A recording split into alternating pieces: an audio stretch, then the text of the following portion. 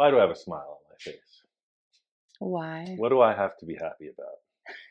Nothing? I'm Volkswagens. kidding. It's back in the shop. You Oh. know, the universe conspires in mysterious ways.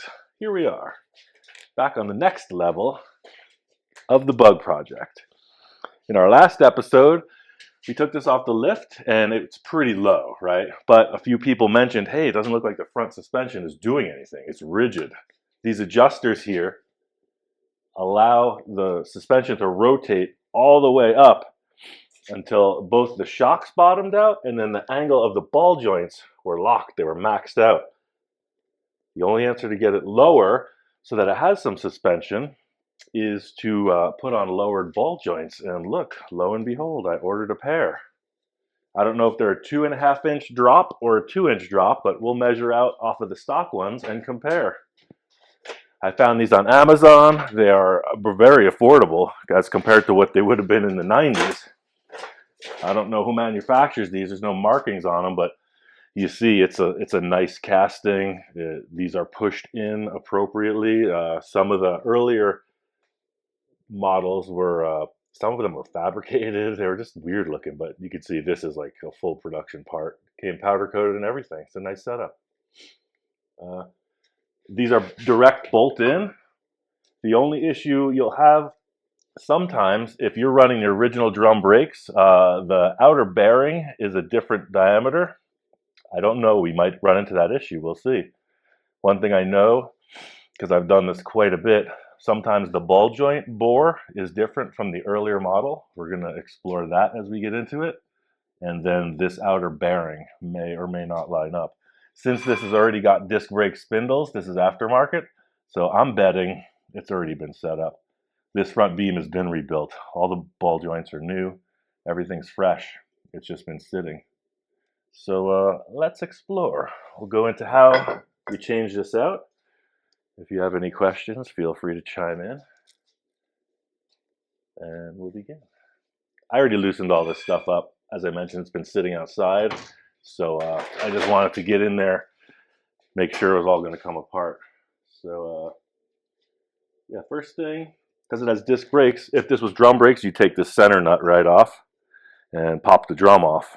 But the caliper is locking the rotor in. So we're going to take the rotor off first. All right, and take this brake hose off. Give it a little fuss, as they all will.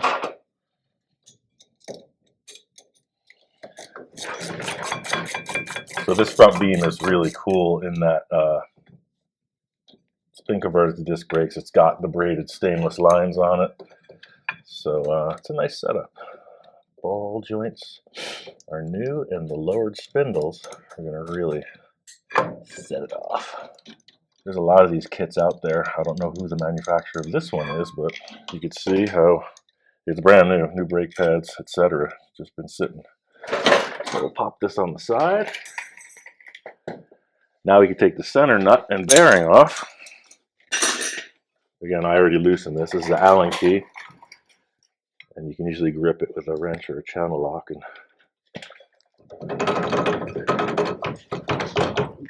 get that outer bearing out.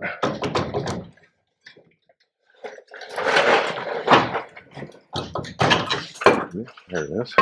Not a lot of grease in there. So this was a concern. You know, you'll want to check this before you even get into it. Otherwise, it's not going to go together. Come on. As long as that slips. Ooh, look at that. Ooh. Look at that little mismatch in size. I think that's the right one. It's just machined a little bit badly. Let's see what happens with the inner one.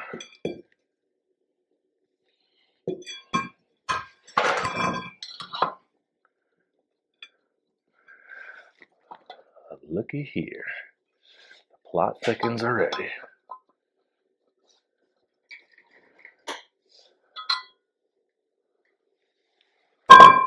What? It don't fit. That's a great way to start this off.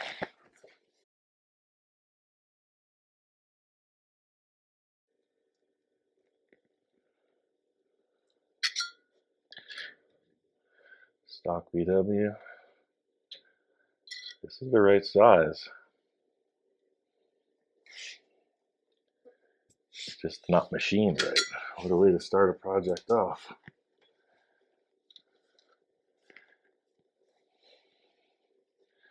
The caliper bracket looks like it'll bolt on. You can see how this works. Here's the height of the ball joint, and you can see the spindle is brought way up. So it's definitely the right piece for the job, but I don't know. Let me put a little sandpaper on this and see if that doesn't clear it up. All right, so where do we leave off? Doesn't this look like the scene just cut for a split second? This is more than 24 hours later. Maybe a little bit more, like what, 48? Something like that. You could tell your audience. So, well, we were getting into this, and I started to get frustrated. I think earlier in the clip you'll hear me say something about the end, the small end bearing, being different sizes, and I was actually 100% incorrect. The small bearings are the same. They fit just fine. It was the inner bearing. What you're not seeing is me getting increasingly frustrated trying to sand this bore down to fit the bearing, when in fact all I had to do was order a later model bearing. So they look almost identical, but there's like a 2 millimeter difference between this one and this one. You'll see this slides right on and it's loose. Yeah, the other one was not doing That's why that one would not push on. So they look, for all intents and purposes, they look identical. I'm going to pop that bearing out of the rotor because we have to change it now. You have the bearing and the race, and they slide right on as they're supposed to. I also ordered the ball joint, the tie rod end, because that is a later model unit as well. We'll get into that. Hopefully I ordered the right one. There's a right hand and the left hand thread. But I was explaining, I think, the earlier model has a smaller diameter in this tapered end. See here? This one in the new spindle just falls right into place. Oh yeah, because that was the other thing you had to replace. Yeah, so this was 10 bucks. Not a big deal. Bang. Just as it should be. So if I didn't order the right thread pitch, I'll just order it again. I love cars. Will we ever get this video done? I love cars. Either way, the end goal today is to put the bug on the ground and see how much lower it is. I want to see. So I'm going to begin by first taking out the bearing race out of the rotor and replacing it with the two that I bought. To the bench. So I already popped the grease seal out of this. I'll show how it's done in the other one when I do it live, but pretty much I just find that some of these pliers work pretty good. You just put it in here and just work it kind of like a lever. And because this one's new, it did pop right out, so I'll be able to reuse it. What you don't want to do is crush this inner lip, because that's what keeps the grease in the thing. Usually the old ones are just all dried out.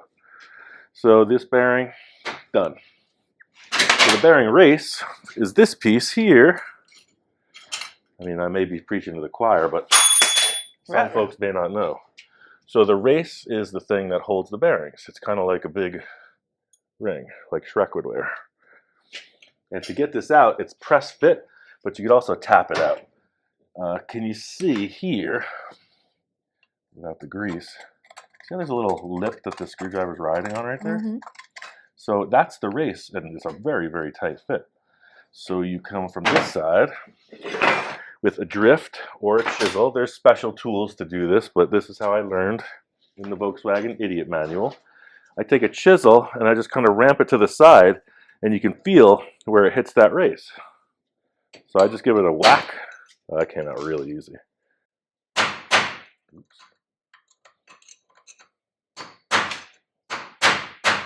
And you can feel it move. You kind of go back and forth, side to side. So it's moving. It's such a tight fit that you really can't just hit one side of it, because that would bind it. So you just got to kind of move it around. Sometimes even like in a circle. You just ease it out of there.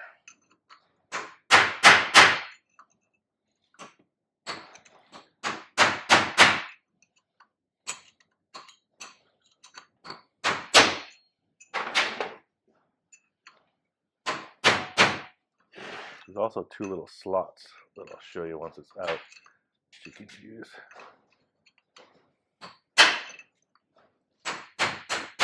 There it is. I just heard it. You know, I've got less metallic sounding. I'll sit on the table. So that's just about out. Pop it out from this side so you can watch it go. So see what I'm doing? See how it's pushing on that race? Mm-hmm.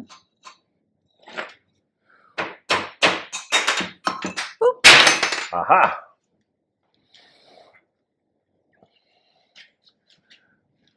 So those are the same.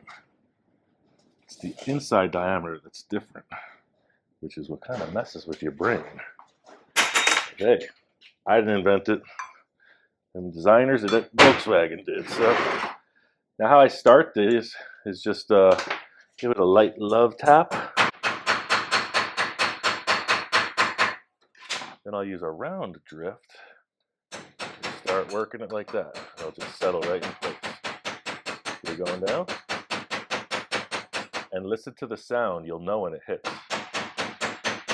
It's going to get real solid.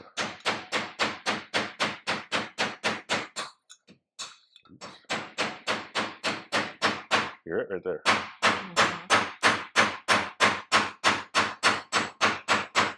That's in place. If you had a press or some fancy tools, you could do it that way too, but look at that. You got bearings. Next, we got to grease that bearing because nobody likes dry Timken bearing assembly. Get some of that bearing grease. There's a million ways to grease a bearing. You know how I do it. You want to be sure that the grease gets inside. You could probably wear rubber gloves if you're conservative, but if you're a hand model like me, you do it this way. So I'm trying to push the grease into all the little areas and then spin it. Get it all juiced up.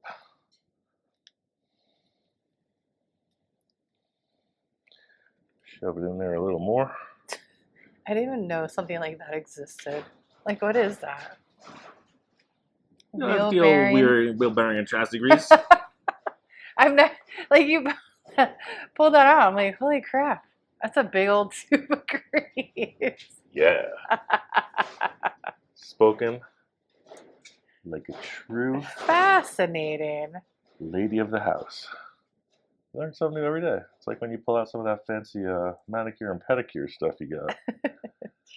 True story. I might need a pedi or mani after this. So you just kind of get it in there. You know that caulking gun you use in the house for all the ants and stuff? So this goes in just like one of those tools. So you can, sometimes you pump it and it's got a little tube for doing Zerk fittings, things like that. Oh my God. Can that be my job where I just like grease stuff up? Yeah. All right. So you know why I call this a grease seal? Look, it's going to seal the grease. It's going to keep it right where you need it and not anywhere else. Nice little love tap on there. Obviously, these rotors are going to get sent out to get turned because they're pretty rusty. But for what we're doing today, we're not stepping on the brakes. This is ready for install. Inner bearing's still good. I'll probably tap a little grease on there. Let's see how it fits. So the other day, I went like this. And nothing happened. But today, it fits right in place. I'll put a little grease on this inner bearing and I'll be right back.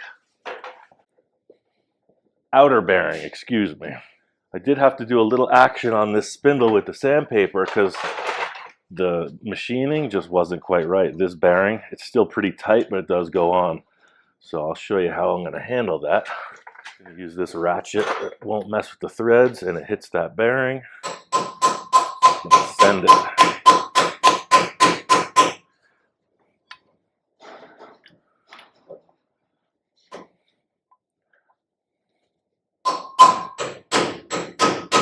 There it went.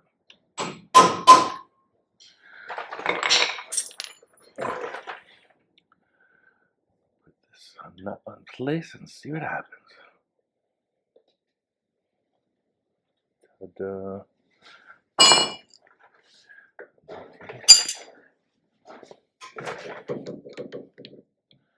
All right, so I'm just going to start tightening this up. The rule with bearings is you just pretty much make them finger tight, but because this is a fresh new assembly and I noticed a little bit of weirdness in the machining, I'm going to kind of give this a pretty good tightening and then give it a few taps with the hammer, trying to get these bearings to really just find their place. The inner ones seem to slip on just perfect.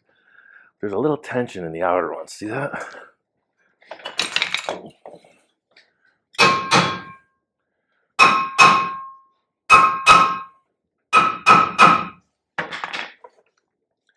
So you don't want to tighten these so far that they crush, but you want to make sure that they're set.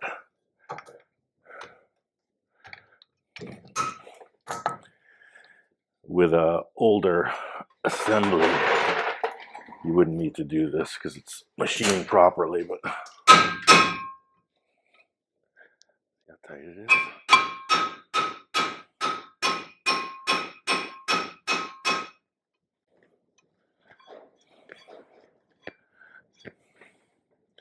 So the rule with bearings is you pretty much do that.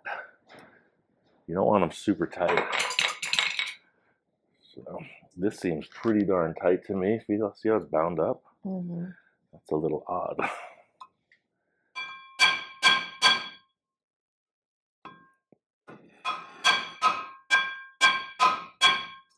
So yeah, I got this on there. There seems to be something binding up. I'm going to take a look at the other side. It seems like this rotor is coming awfully close to the assembly here. Look at that. It's coming right in. That's an issue. And I did read something, VW guys know about the Samba. I read a little something about that, and that's where I found this part number for the bearing. But some guys claimed that there was this issue of misalignment. But let's see. Because this bearing is definitely hitting where it's supposed to, but the grease seal stayed in place, which is odd. Let's look at this side. No, it's very close too. So yeah, you see that light there. That's about what we're looking for. You can't see that over there? Well, I don't know. It just seemed very close. The fact that these should be perfectly loose. These should be free floating, like perfectly loose when they're tight. And that thing was not.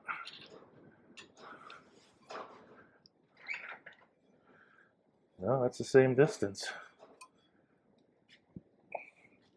Unless maybe the bore for the grease seal is off. Because look, the grease seal stayed right in place. It's stuck to the spindle. It's not spinning. Should it be spinning? Yeah. Oh. It's a wheel. Everything should be spinning. Could be the earlier grease seal. Let's assemble it without that and see what happens. Maybe this bore is different too for a later model. Let's try it without the grease seal.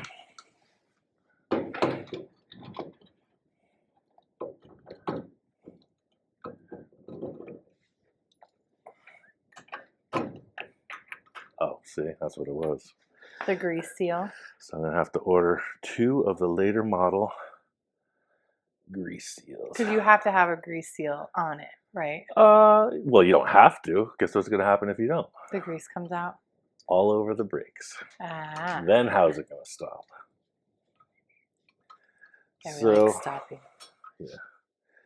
So now you'll see the difference. I'll just order that. This car's not going anywhere soon. I'll leave this relatively loose. So again, getting this right to about finger tightness. That's what it's supposed to do. Let's give this a quick little tighten up. This is going to come back off. I mean, the whole car is going to get disassembled again, probably 4 times before it's done. But is that normal for customs?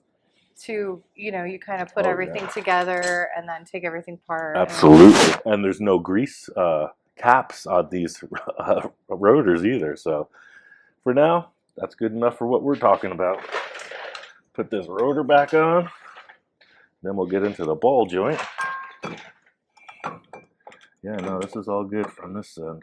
Ooh, look at this. I didn't see that coming. Direct fail. Can't put... Look at that, engineers.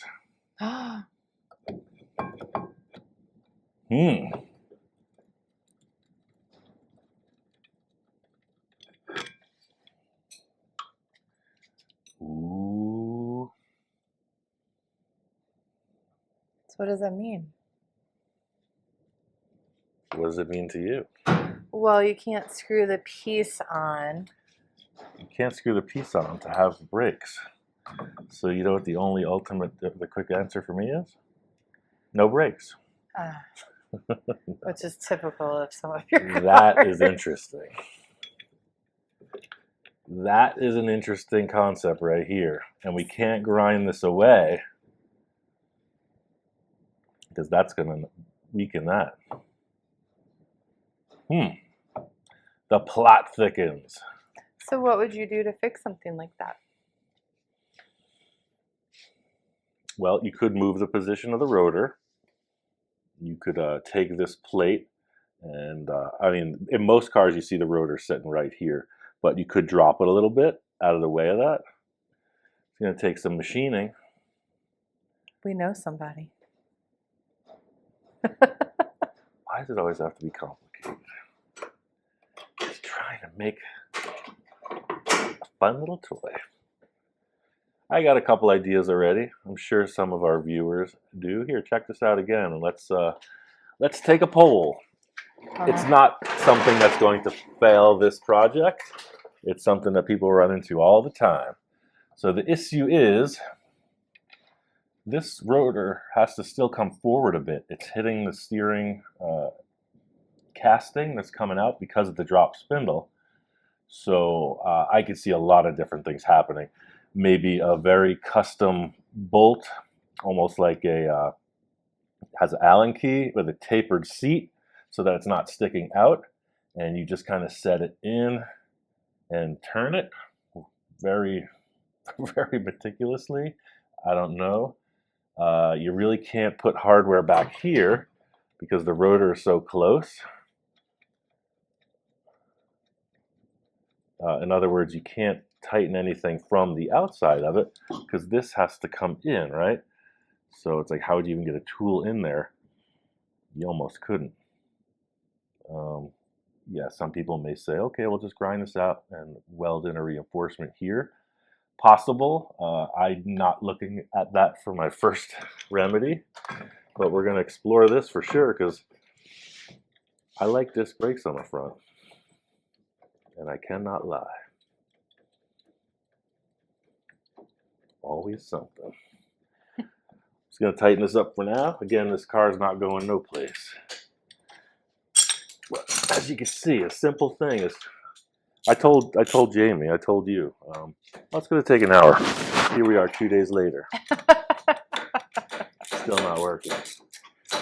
But yeah, that's going to be fun. Now I like really understand your stress with filming your television show and the timelines. It's got to look easy, right?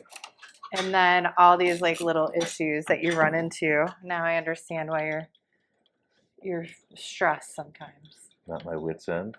Pretty much. You know I'm loco, I say. All right, cool. So yeah, that's a good setup. I'm gonna switch to the other side and just get that because principally we're here to see how low these spindles make the car, even if we don't have brakes. How low can you go? Oh, let's do this now too. Since we're having such a good time at this. So we're gonna loosen this up. This is a little locking thing that holds it in place. And on the older cars, these will be real crusty. But on this one, just might come free. Nope. So this is a reverse thread. Hopefully I ordered the reverse thread. Otherwise, back to the drawing boards. Again. So you can see why I have like come up with such a system of building my own things the way I do, because I'm just on the fly, like I just make it happen. But when it comes to like kit bashing like this, you know, when you have a disc brake kit from another era, and then lowered spindles from the modern day, you know, that's where I say kit bashing. It's like two different kits that you have to try to make work together. And a lot of times, things aren't engineered to work that way. Oh, look at that, one thing's going right to the, it's gonna zip right into place. Heck yes. Sometimes the fates align, and it should make the wheels align. That was good. I wrote that myself. Witty. All right, so now that's going to go here. That's going to fit as it should. Listen to that drop right in place. And again, I'm not going to get crazy tightening this. It's all coming apart. We got issues. Get it kind of set. Just, sweet. That's the sound of rust. We're going to remedy that. All right, so I'm going to take all this fun stuff over to the other side. And you're going to work so incredibly fast. I can already see it now. What's the word? Montage. Yes. Cue the montage.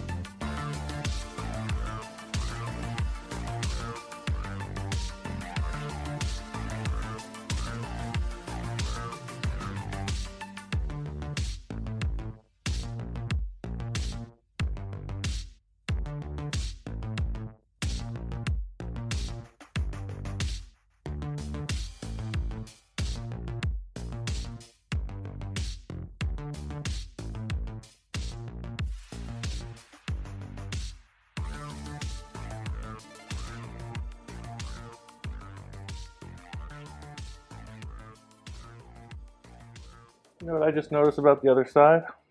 What? They don't have a washer on there. Am I imagining things? Aha! So the washer has been encrusted in dust.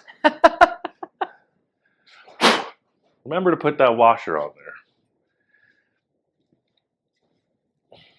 That's what happens when you leave a project sit unexpectedly for 2 days. Let's put that washer on there before we finish up, shall we?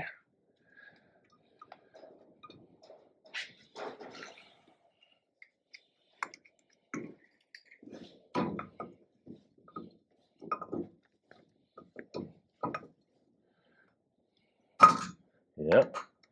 Again, just give it a little crush to make sure everything is where you want it, because it's new. And the rule for bearings is it's just that. Boom, right there. Not even tight. Perfect.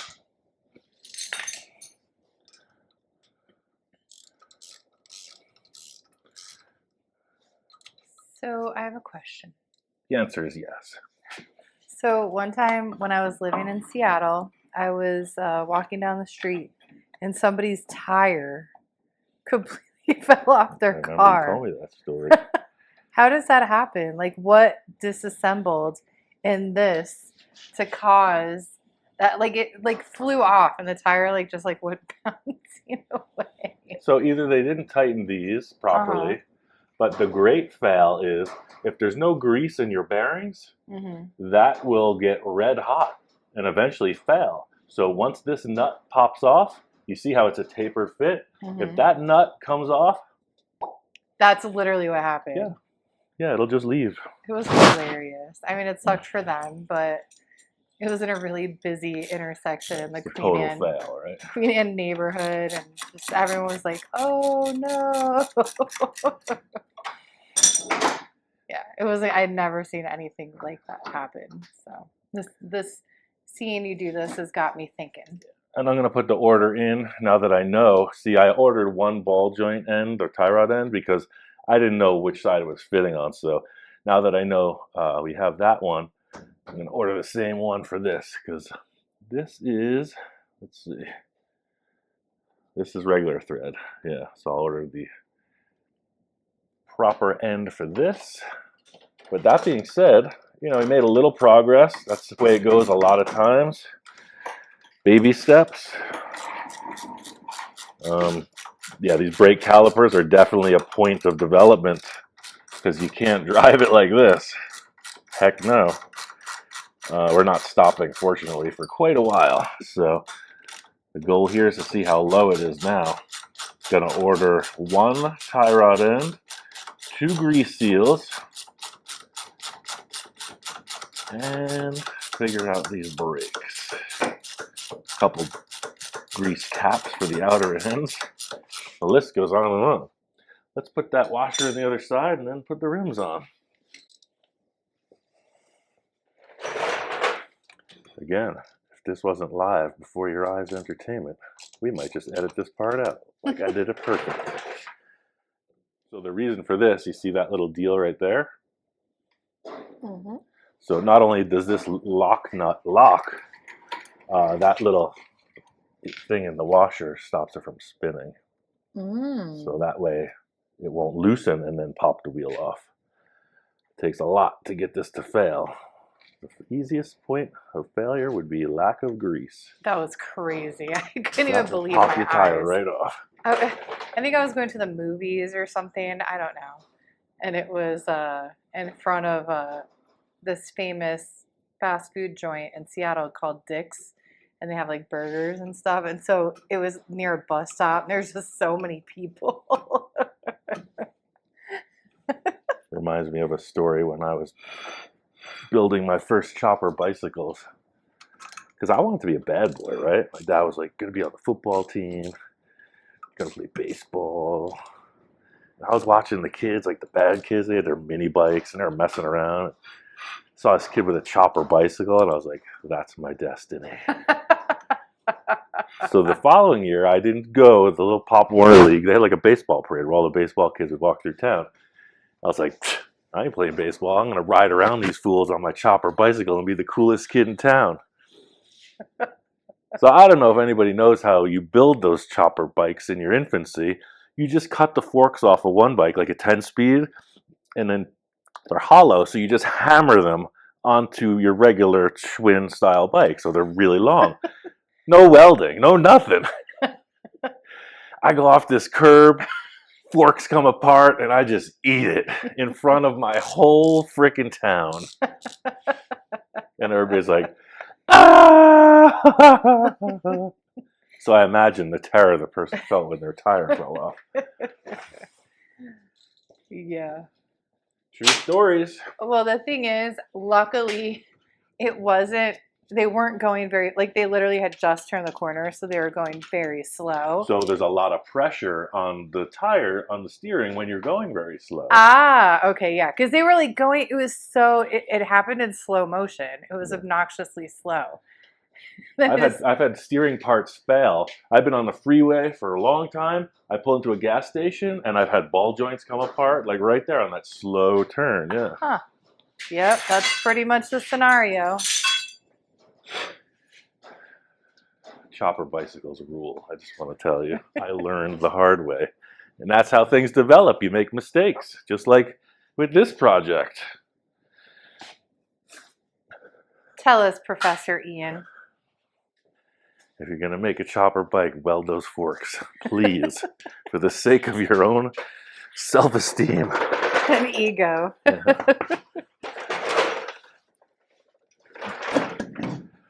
Got them 14s on. Heck yeah. Again, these lug nuts, they're too deep for the rim. So the rim never actually tightens because this shank is so tall or long. I gotta trim those as well. Common thing is custom fit mag wheels and accessories. That's why it's called custom, right? You gotta change everything. This car is gonna be low. I'll tell you what. See, they're tight. So this car is not going anywhere yet. Let's drop her down, see what we got. So there was almost no suspension before because it was so low. So there'll still be no suspension, but you're going to see how much lower it is. So we're going to raise the adjustment in the suspension to give it some travel. So it might not even come off the floor jack. Let's check. I'm confident it's going to be that low.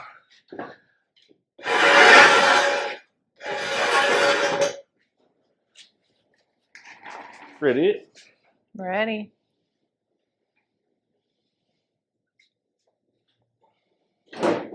Look at that. See, I told you. Ooh, Won't even I come off like. the jack. That's when you know you're in the ballpark. You get the low jack. And that's a conversation that can be had. Like, I'd love to comment. I'd love to see the comments. Like, what is it with lowered cars that we're all so fascinated with? Like, what is it? Sure, they corner better, but are we actually like racing so many of them? Like lowriders, for instance? It's just like, what? Where? Why? Why does it look so cool? Going down. Oh yeah, look at that. Still stuck on the floor jack. Oh my gosh. Oh, wow. Yeah, boy. That's on the ground. Now we're talking. Did I just quote Flavor Flav in my moment of excitement? I think you might have. Excellent. I'm ecstatic. Look at that. That front beam is hitting the ground. Really? That car is low. You want me to hit the ground? No, I just wanted to show that.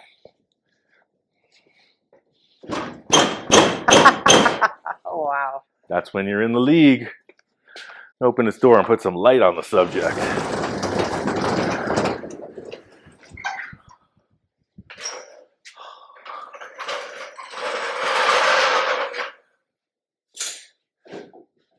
Little monsters coming to life. Let's not forget where we're heading with this project.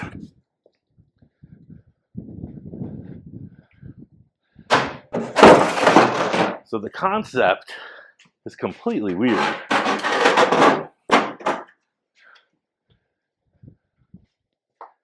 Me and Johnny Jalopy have been shooting ideas back and forth.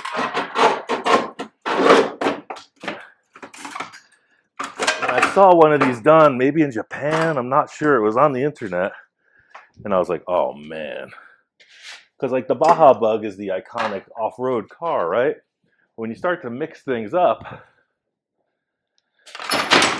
and it's not a Baja Bug, it just has that cool style in the nose. You know, this is like a lowered street freak kind of car. But it's got the narrow eye kit that's right on the ground.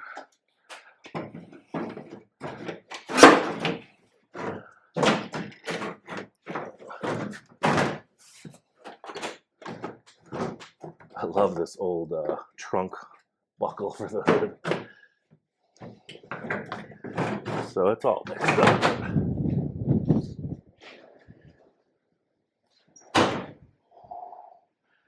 You look very happy. Because that's the Ian I know. Well, in the middle of it, right? And you're just like, oh, so many tasks, so many tasks. But when you make a little baby step like this, oh, just a little interference because there's some of the old hood still attached to the hinge. But now we're getting somewhere.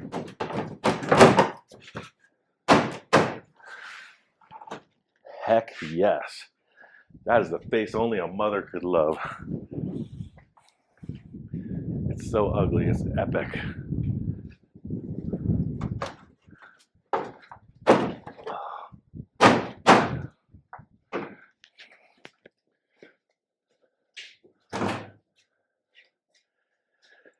I'm getting itchy. I'm getting ready to chop a top. How are you feeling?